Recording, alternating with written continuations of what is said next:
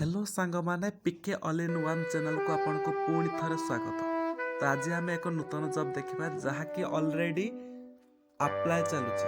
तो जल्दी देखूँ आप केमी अप्लाई करेंगे गूगल को जातु तापर से सर्च करूँ ओडिशा गवर्नमेंट जॉब। देखो मुझे सर्च करी अच्छी ओडिशा गवर्नमेंट जॉब देखिले तो ये फास्ट आसुवा लोकेशन पर क्लिक करूँ।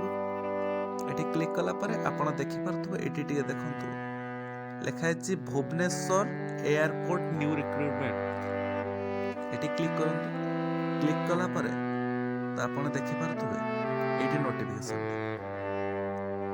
नोटिफिकेशन टी आसी जहाँकि परमानेंट जॉब रही। पोस्ट नेम देखी दिंतु ATR first officer technician junior technical officer junior assistant security officer executive officer and other post.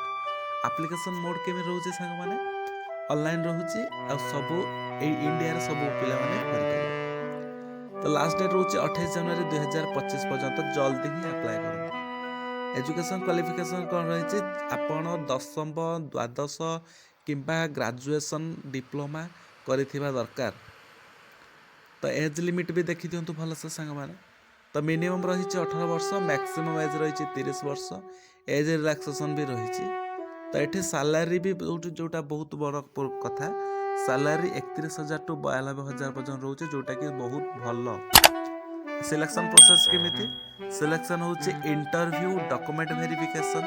तो प्रथम फास्ट आपणकर इंटरव्यू हम तापर आपन को डॉक्यूमेंट वेरिफिकेशन पे डका जाय। तो देखंतु एप्लीकेशन फीस कोन रोची। तो general candidates ES candidates OBC देखो ना किंतु 500 टंका जनरल ईएस ओबीसी पे एक ES PM candidate SC ST free. तो कौन कौन सर्टिफिकेट थी देखो +2 मैट्रिक +3 थी दरकार। Certificate indicating date of birth जोटा कि बहुत बड़ गुरुत्वपूर्ण। आपण सर्टिफिकेट रे आपणकर डेट ऑफ बर्थ मेंशन होइतिबा दरकार। तो 2 recent colour pass size photo caste certificate in any experience certificate. आपण कास्ट सर्टिफिकेट जदि केमिति 5 दिन रे कि 4 दिन रे केमिति अप्रूव करिवे जदि जानिबा को चाहुचंती तने कमेंट रे हमकु जणातु। ठीक अछि। तो कमेंट रे जणातु से हिसाब रे हम एक वीडियो पके देबु।